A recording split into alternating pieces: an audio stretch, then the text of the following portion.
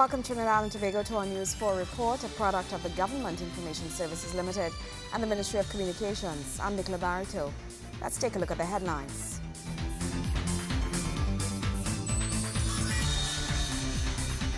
The Public Administration Minister says this year's budgetary allocation will give way to a Strategic Human Management Council, allowing employees to benefit from compensation for their qualifications and service. The Tourism Minister says this year's budget allocation aims at building and creating new sectors that will attract visitors to Trinidad and Tobago. And the Ministry of Health joins the rest of the global community in observing the 20th anniversary of World Mental Health Day. Thank you for joining us. Structural reform of the public service sector will see the persons employed in the system be subject to new job descriptions and upward movement in the company's hierarchy. This according to Public Administration Minister, the Honorable Carolyn Sipasad Bachan, who says this year's budgetary allocation will give way to the establishing of a Strategic Human Management Council, allowing employees to benefit from pay bands and compensation for their qualifications and service. Public Administration Minister Carolyn Sipasad Bachan says a strategic human management system is in the process of being implemented. She disclosed the plans as she made her contribution to the budget debate in the lower house. Minister Bachan notes this will encourage accountability and provide employees at the various state agencies and offices with avenues for upward movement in their careers. The budget is drawn up in a way that looks at why money is allocated and whether it is used to produce the desired results. It therefore requires public sector agencies to set targets and collect performance data, thereby strengthening government's accountability mechanisms, and it presents an opportunity for sectoral collaboration on all these targets. We needed a new structure that could embrace technology, deliver service that is citizen-centric in the shortest possible time frame, with the highest quality of service, highest level, the lowest cost, is timely but yet effective. And Mr. Speaker, what that calls for is the delegation and devolution of authority and decision-making through the organization. She adds this will see the transformation of the public service sector towards greater efficiency and advance in technology.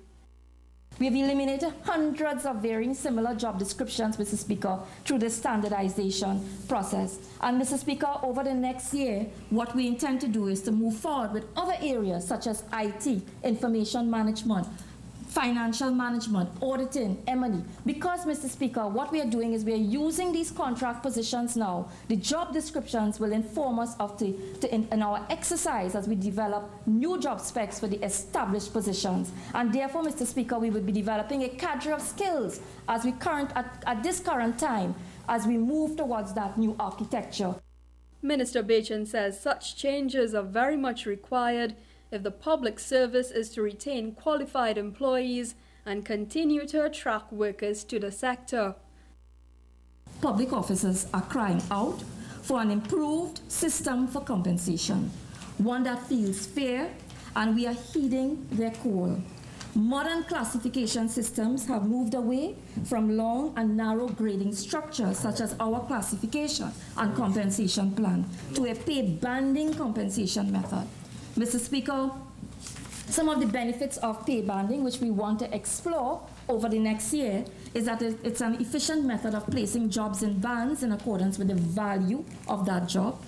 A change in the employee focus on upward progression through the hierarchy to a focus on competency development and growth, which will allow for lateral pay progression within the requisite bands. Similar positions which are hierarchical in nature, for example, clerks 1 to 4, will be placed in the same band, and the differentiation will be based on the qualification and performance. Plans have also been outlined to ensure that state agencies are reformed into one-stop shops, making access to all services easier, as well as increase ministry-to-ministry relations, something the minister anticipates will see a maximizing of staff capabilities while increasing productivity and lowered expenditure. Kimberly Ram Kalawan, News 4. Tourism Minister, the Honorable Stephen Cady, says this year's budget allocation to the industry aims at building and creating new sectors that will attract visitors to Trinidad and Tobago. His comments came as the budget debate continued in the lower house. Over 35,000 jobs here in Trinidad and Tobago are dependent on the tourism sector. This according to Tourism Minister Stephen Cady, who says plans for the expansion of the industry in both islands will include focus of niche tourist markets such as sports, ecotourism and business sectors. We will take our plurality and rich cultural diversity, maximizing our tourism potential, utilizing multiple approaches to development. This includes the exploration and expansion of all the variety of tourism products, including but not restricted to recreation, sport, health, leisure, business, festivals, culture and ecotourism. And of course, that is not an exhaustive list. Mr. Speaker, tourism is a network. You have to depend on airlift, airlines, airports, entertainment, tourism plant, hotels, sites, attractions, tour operators, transport providers, agriculture, manufacturing, the creative industry, and the list goes on and on. He adds that government understands the need for the tourism industry to be strengthened at this time. For the first time, we are building and strengthening the network to create the tourism product for Trinidad and Tobago. Mr. Speaker, we are putting in place mechanisms to ensure that there are sustainable benefits that enhance the quality of life for all our citizens. Minister Cady notes that several international companies have already expressed interest in participating in tourism projects in Trinidad and Tobago as the ministry looks to boost the industry to world-class standards. In his budget presentation, Finance Minister Larry Howai announced an allocation of $60.6 million to the ministry, with a big slice of this pie going towards the development of several local tourism centers across Trinidad and Tobago. Kimberly Ramkalawan, News 4. News 4 continues after the break. Stay with us.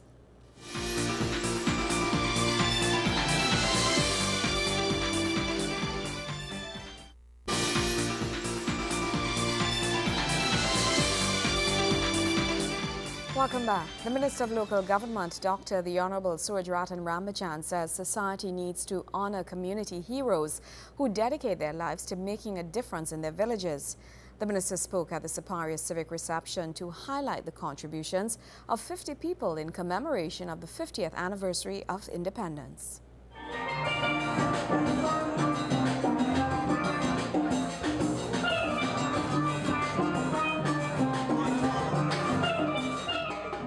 Apart from the national awards, the minister says there must be awards to highlight the contributions of these individuals, since they serve as exemplars to society, and they often don't receive the recognition they deserve. Very often we celebrate the national awards that are given in the country, but sometimes, and perhaps too often, we fail to recognize that while some people get national awards, there are people in this country who deserve more than national awards, because they have dedicated their entire lives to the development of a region.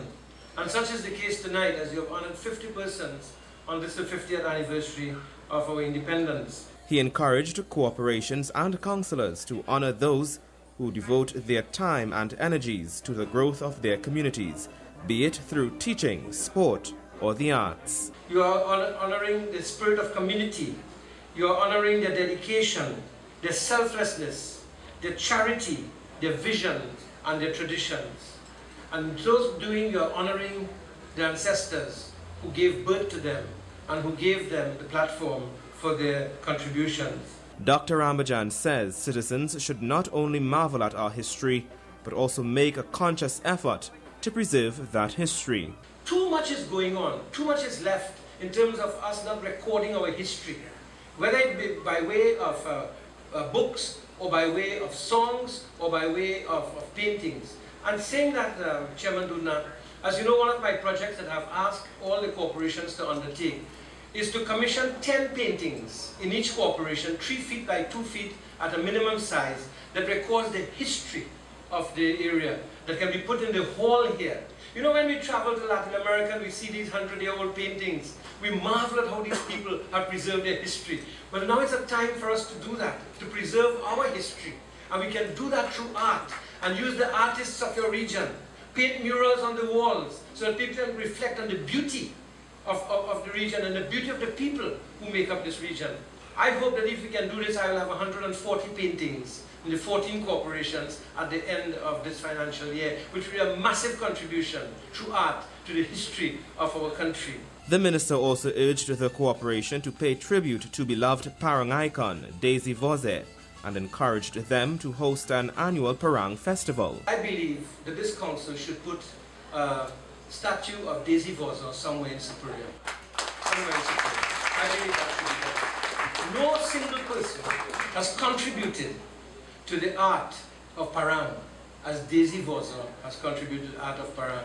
And you can use that in order to make this place a place of domestic tourism, where people will come, and you can then have a Parang festival around the statue of Daisy Voze. You will bring thousands of people, and you will energize the economy every Christmas. The appreciation ceremony was held at the Siparia Regional Cooperation grounds, and the honorees were presented with tokens.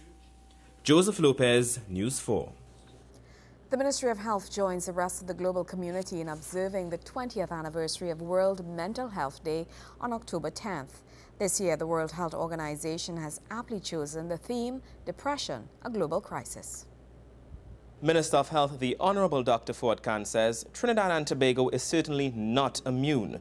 He takes a look back at earlier times this year, when he indicated that approximately 1/4 of our population, or 1 in 4 persons, is afflicted by mental illness. At the Mental Health Fair downtown Port of Spain, statistics on mood disorders such as depression is said to account for 30% of the reported cases of mental illness in Trinidad and Tobago. The last Global School Health Survey in 2007, conducted in Trinidad and Tobago, revealed that 21.5% of students felt sad or hopeless almost every day, to an extent that they stopped doing their usual activities. In mental health, this is not as well developed as it should be. So there is significant education of the population that needs to be done, and significant attempts at destigmatization of mental illness.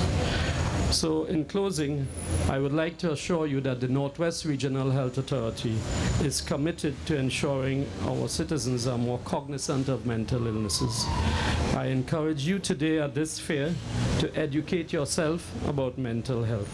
It is anticipated that all in attendance will become more enlightened about issues surrounding mental health, the treatment options, and how mentally ill persons can be assisted in returning to an optimum level of functioning.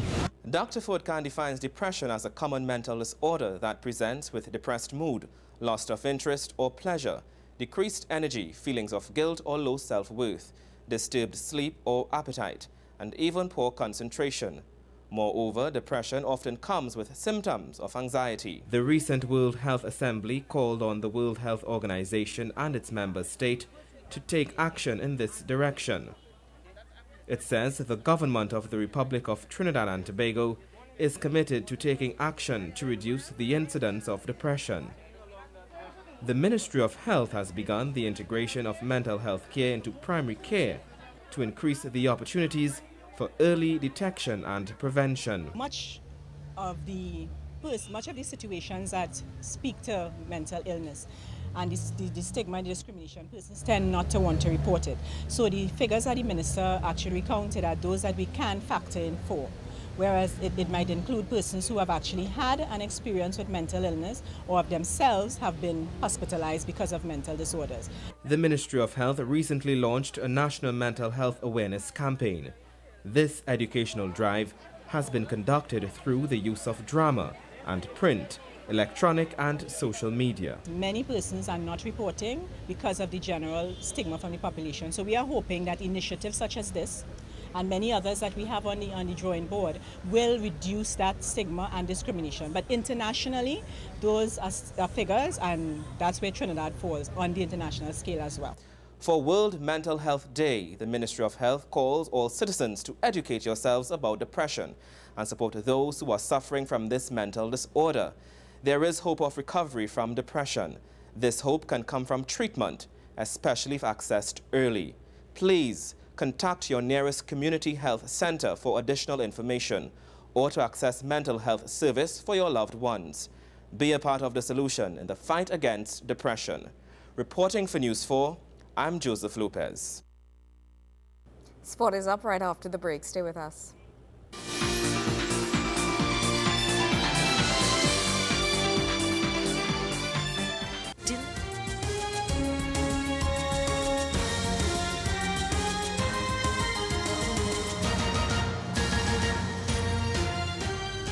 Trinidad and Tobago's Champions League T20 run is over after the first game.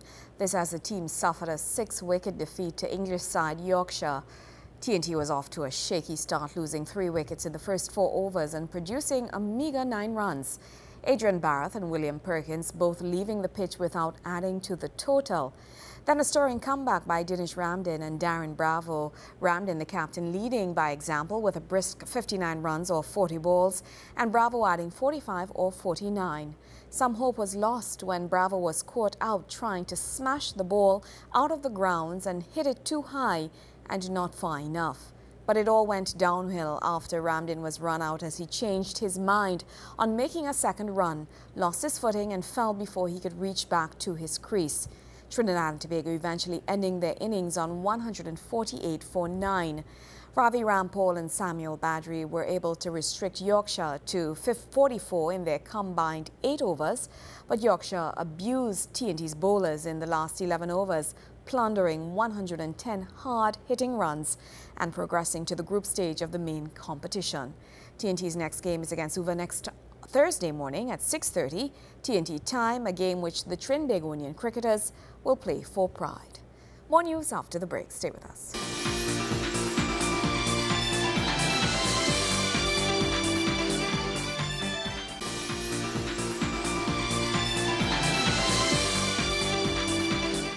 Well, as we wrap up second time around, poets, musicians and singers from throughout Trinidad and Tobago assembled at the National Library in Port of Spain recently to participate in the yearly global event, 100,000 Poets for Change. The event aims to promote social, environmental and economical change through poetry and music. The amphitheater at Nallis was filled with positivity as musicians, singers, songwriters, writers, poets and artists all got together to create, perform, educate and demonstrate to the public their support for the 100,000 Poets for Change initiative. With almost 800 events taking place outdoors in more than 115 countries on the same date, the initiative is geared towards creating conscious awareness within the context of peace and sustainability. 100,000 Poets for Change began primarily with poet organizers, but has grown into an interdisciplinary coalition with year-round events which includes musicians, dancers, mimes, painters and photographers from around the world. The local arm of the international project is one of over 700 worldwide and is titled Changing the Conversation for Peace.